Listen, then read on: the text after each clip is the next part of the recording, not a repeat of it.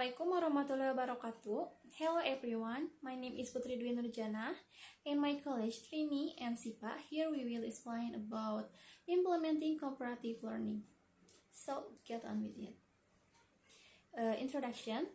In the last decade, there has been a growing interest among ESL or EFL teachers in using cooperative learning activities.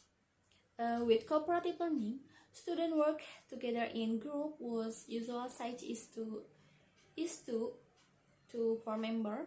However, cooperative learning is more than just putting student and technique are tools which teachers use to encourage mutual helpfulness in the group and the active participation of all members. These principles can be seen in the cooperative learning technique numbered height together that can be used, for example, in an ESL or PFL reading class. Okay, so be a big group. Point 1, even two people are one group. Point 2, in general, the smaller the group, the more increase each member and the less likely someone will be left if time is short. Smaller group can usually do an activity more quickly. Smaller group also require less group management skills. So when starting out with cooperative learning, group of 2 or 3 may be best. Point 3, large group are good because they provide more people to do big tasks, increasing the variety of people in terms of skill, personality, background, and so on, and reduce the number of group for teacher to monitor. And last one, point 4, many books on cooperative learning. Recommend group of 4, for example, Kagan, Sugesh, for sums, and use many cooperative learning technique in which students first work in pairs and then two pairs of for sums interact with each other. Thank you. The next material will be explained by my colleague. How should groups be formed?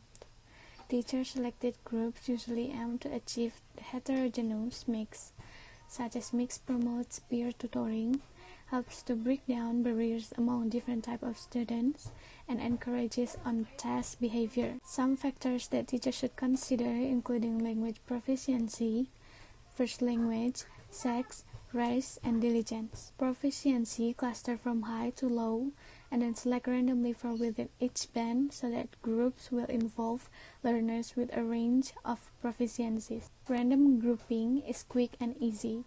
Counting off, take the number of the student, divide by the number of students you want per group, and the result will the number students should come to.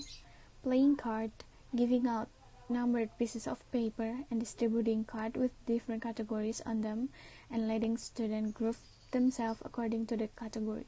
When students are working in their groups, how can teacher get the class attention? Signal can be used to tell students that groups should quickly bring their discussion to a temporary halt and face the teacher, such as raise hand and command them to stop talking, snapping one fingers, flicking the lights on and off, knocks on the board, turning off the music can be attention signal if the teacher used music for the lesson. What can be done if the noise level becomes too high? The closer together students sit, the more quietly they can talk. Having students sit close together not only helps reduce the noise level, but also help foster cooperation and minimize the chance of someone being left out. Along with sitting close together, students can use special quiet voice, or you can choose one student per group, can be the noise monitor or quiet captain whose function is to urge the group to collaborate actively yet quietly. What if student does not want to work in a group? We can explain the advantages that students can derive from the learning groups may help overcome resistance to group activities. Students should realize that studying in a group is only one of several ways of learning that will go on in the class. Group games may encourage students to look forward to other group learning activities. Students who do not want to study in groups can be allowed to work on their own. After a while, they will want to take part in a group interaction and will ask to join a group. What if some groups finish earlier than others? Check the groups are they have done the assignment or not. Compare the answer with other groups. Let group explain the process. This might help all groups work together more efficiently. Set time limits to discourage groups from dawdling. Ask students to help other groups that have not yet finished. Groups that finish early can work on homework or other assignments. But if a few students are frequently absent, assign the students as extra members of the groups. Assign tasks that can be accomplished in one class period. Coach students in how to use appropriate peer pressure to encourage frequently absent members to come to school and complete their portion of the group task. Give the missing piece of the whole group. Coach students in how to use appropriate peer pressure to encourage frequently absent members to come to school and complete their portion of group tasks. Give the missing piece to the whole group. Make sure that groups have contingency plans in case members are missing. Ask groups to update absent members when they return to school.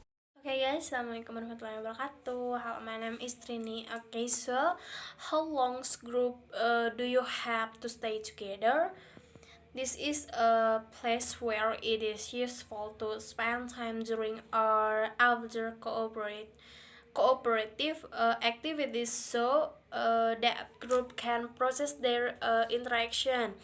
Groups that stay together for at least a few weeks facilitate long-term projects, okay, such as those that use the group investigation cooperative learning method. Okay, guys, emphasize to students that we must learn to work with all kind of people, including those we don't like at least initially. Creating a heterogeneous group according to criteria such as expertise, gender, first language, and personality is a lot of work for teacher. Okay guys, although students are in long-term groups, short one-time activities can be performed with a different grouping configuration. Learning use. No one suggests that the class be kept organized in collaborative groups, discuss with students why and how to learn together. Creating collaboration on content helps students tune into collaboration. For example, we once asked students to write individually about successful group experiences they had attended.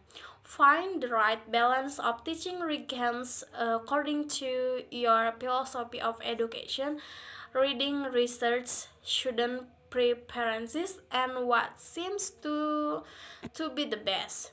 Students need to know how to collaborate, compete, and work independently. Okay, thank you.